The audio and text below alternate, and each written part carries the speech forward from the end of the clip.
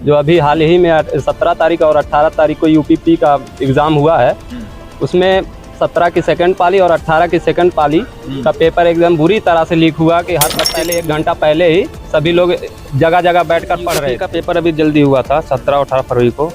Paper बुरी तरह से लीक हो गया। पेपर लीक हुए हैं। अभी आप देखिए समीक्षा अधिकारी वाले में भी पेपर लीक हुआ था।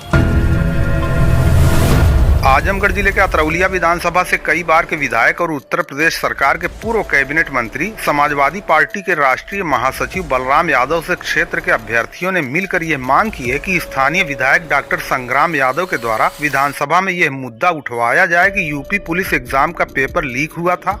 अभ्यर्थियों का आरोप है कि उत्तर प्रदेश पुलिस परीक्षा का प्रश्न पत्र परीक्षा होने से पहले ही लीक हो गया था। नाराज युवाओं ने बड़े पैमाने पर विरोध शुरू कर दिया है। युवाओं ने मांग की है कि विधायक डॉक्टर संग्राम यादव इन अभ्यर्थियों के मुद्दे को विधानसभा में उठाएं ताकि उत्तर प्रदेश पुलिस की जो परीक्षा हुई है उसे रद्द किया जाए और फिर से परीक्षा कराई जाए। पूर्व मंत्री बलराम यादव ने कहा कि परीक्षार्थियों ने 2 दिन में कुल 4 शिफ्ट में परीक्षाएं दी, लेकिन पेपर लीक होने की वजह से परीक्षार्थियों में भारी आक्रोश है। उन्होंने सरकार पर निशाना साधते हुए कहा कि युवाओं के भविष्य के साथ खिलवाड़ किया जा रहा है। निश्चित रूप से विधायक डॉक्टर संग्राम यादव युवाओं की मांग को विधानसभा में उठाएंगे। उन्होंने मांग की कि सरकार इन युवाओं की मांग को पूरा करे और पुनः परीक्षा कराकर अभ्यर्थियों के साथ न्याय किया जाए। पूर्व मंत्री ने अभ्यर्थियों को आश्वासन दिया कि समाजवादी पार्टी युवाओं के साथ कदम से कदम मिलाकर चलने को तैयार है। सड़क से लेकर सदन तक हम इन युवाओं की आवाज को उठाएंगे। अतरौलिया के ब्लॉक प्रमुख चंद्रशेखर यादव ने आरोप लगाया कि युवाओं के साथ यह सरकार छलावा कर रही है। भाजपा सरकार में युवाओं को रोजगार नहीं मिल पा रहा है। यूपी पुलिस की भर्ती निकली तो युवाओं ने परीक्षा भी दी, लेकिन पेपर लीक होने का आरोप बड़ा आरोप है। ये किसकी मिलीभगत से हुआ, ये बहुत बड़ा प्रश्न है।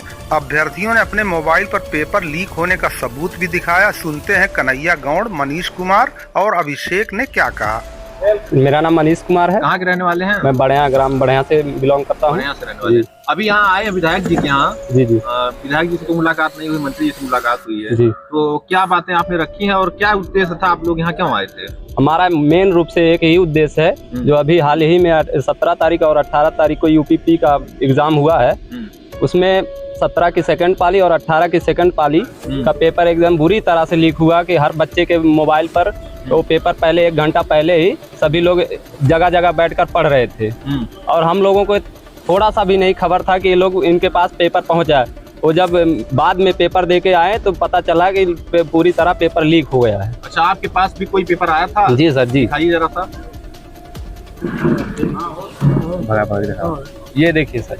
अच्छा, आपके पास भी आया था? जी जी। तो जब पेपर ये लीक हुआ है, इस बारे में आपने विधायक जी से या मंत्री जी से मुलाकात की है तो उन्होंने आपकी बात क्या कहा है, मतलब रखने के लिए कहे हैं या फिर क्या आश्वासन दिए? जी, अभी तो बोल रहे हैं कि जो हमारे सदस्य हैं वो अभी लखनऊ गए हैं, आएंगे तो हमारा मुद्दा वहाँ पर उठेगा। सरकार जो हमारी सरकार जिनको हमने अभी मुख्यमंत्री बनाया वो गूंगी बहरी हो चुकी है। जो छात्र जो पढ़ रहे हैं उनका 1% वो इनका बात नहीं। जो लड़के अभी आरओ का हुआ उसमें भी लीक हुआ, लेकिन जो लड़के आवाज़ उठाएं उनके ऊपर FIR दर्ज हो रहा है। लेकिन अभी हम लोग इसलिए अपने सदस्य को लेकर आए हैं यहाँ सदस्य के पास, क्योंकि हम लोग ये नहीं चाहते कि हम लोग रोड पर उतर कर धरना दें। हम लोग अगर मान लीजिए आपकी आवाज़ को नहीं सुना जाता है जी, तो आगे आप लोगों का क्या कदम होने वाला है? हमारा यही कदम होगा, अगर हमारी आवाज़ को दबाया जाएगा तो हम लोग रोड पर उतरेंगे और बहुत समझ लिए भारी भीड़ में उतरेंगे, प्रदर्शन करेंगे। जी जी। चलिए ठीक। जी, हमारा नाम अभिषेक है। कहाँ के रहने वाले? जी, बिलारी ग्राम सभा। बिलारी ग्राम। जी सर। यहाँ आप आए हैं विधायक जी के यहाँ, क्या मामला है, क्यों आप लोग आए हैं? जी, यूपीपी का पेपर अभी जल्दी हुआ था 17 और 18 फरवरी को। पेपर बुरी तरह से लीक हो गया है। हम लोग सरकार से चाहते हैं कि पेपर को निरस्त किया जाए, रख दिया जाए और फिर से पेपर कराया जाए, क्योंकि हम लोगों ने लाइब्रेरी में और घर पर रात दिन इतना मेहनत किया, इतने रात भर जगे हम लोग हैं। ठंडी में इतनी ठंडी पड़ रही थी, हम लोग लाइब्रेरी आ रहे थे, जा रहे थे। हम लोग सरकार से चाहते हैं कि पेपर को निरस्त किया जाए। बुरी तरह से पेपर लीक हो गया है और हम लोगों ने जो मेहनत किया, हम लोगों ने पढ़ा है, हम लोगों को इस पेपर से बाहर कर दिया जाएगा। अभी विधायक जी के यहाँ आए थे, क्या आश्वासन इनके यहाँ से मिला है? जी, मंत्री जी यहाँ पे थे, विधायक जी थे नहीं, तो उन्होंने कहा कि आप लोगों के लिए आवाज़ उठाई जाएगी, विधानसभा में इसका संसद में रखा जाएगा इसकी बात को, और आप लोगों को पूरी तरह से मदद किया जाएगा। जो भी हम लोगों से होगा, हम लोग आपके साथ खड़े हैं। आप लोग पूरी तरह से संतुष्ट रहिए और जो भी होगा हम हमारे साथ करने के तैयार हैं। मैं कन्हैया प्रसाद गौड़, ब्लॉक अध्यक्ष समाजवादी पार्टी अतरौलिया। ये सरकार जब जब आई है तब तब रोजगार और नौकरी के नाव पे तो एकदम फेलियर, कभी इसकी वैकेंसी नहीं निकली। और जब भी निकली है, रिकॉर्ड है कि इस सरकार में सारे पेपर लीक हुए हैं। अभी आप देखिए समीक्षा अधिकारी वाले में भी पेपर लीक हुआ था, पूरा पर्चा बंटा था, पूरा ऑनलाइन सभी लोग दिखाए थे, आप जैसे न्यूज़ वाले पूरा प्रसारित किए थे। ये सरकार के कान पे जू तक नहीं आया। और अभी पुलिस आरक्षी भर्ती में इस तरीके का खेल हुआ है कि कई जगह पेपर लीक हुआ है, पूरा रिकॉर्ड है, बच्चे रोड पे दौड़ रहे हैं, लेकिन ये सरकार के कान पे जरा सा भी जू नहीं आ रहा है कि इसको निरस्त करके पूरा एक किया जाए। ये सरकार पूरी तरीके से एकदम फेल है। सरकार तो कह है कि पारदर्शी तरीके से जितनी भी प्रतियोगी परीक्षाएं हो रही हैं, सरकार अपने गिरेबान में झांक के देखे कि कितना पारदर्शी तरीके से भर्तियां की। आज तक जितनी भी भर्तियां निकली हैं सारा पेपर लीक हुआ है, कितना निरस्त हुआ है, कितना बच्चे रोड पे हैं। और बताइए बेरोजगारी का वो आलम है कि 300 आपके समीक्षा अधिकारी पद पे 60 लाख बच्चे भर रहे हैं।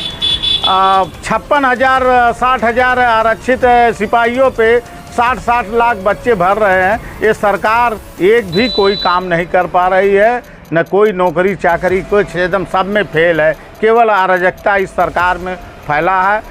और ये सरकार केवल आस्था के नाव पे खेल कर रही है। आस्था के नाव पे सारा रोजगार, सारा नौकरी सब फेल दिखा रही है। केवल आप घंटा लेके बजाइए, उस पर वैकेंसी निकाल रही है। 90 हज़ार तनख्वाह दे रही है, किनको एक समुदाय को केवल दिया जा रहा है, और उसमें कोई दूसरा भर्ती नहीं हो सकता है। अगर कोई दूसरे कास्ट का अगर भर्ती हो तो मैं मानूं कि सरकार उसमें भर्ती निकाल रही है। अभी आप देखे होंगे कि यहाँ बनारस का में निकली है भर्ती, यहाँ आपके अयोध्या वाले में पुजारियों की भर्ती निकली है। 90 हज़ार 1 लाख उन लोगों का सैलरी दे रहे हैं। किस समुदाय के लोग उसमें होंगे, कौन से लोग होंगे, ये आप लोग भी जान रहे हैं, पूरी जनता जान रही है। ये सरकार पूरी तरीके से फेल है। नौकरी के नाव पे, रोजगार के नाव पे, महंगाई के नाव पे एकदम फेल चल रही है। ये देश गुलामी के कगार पे पहुंच रहा है इन सरकार में।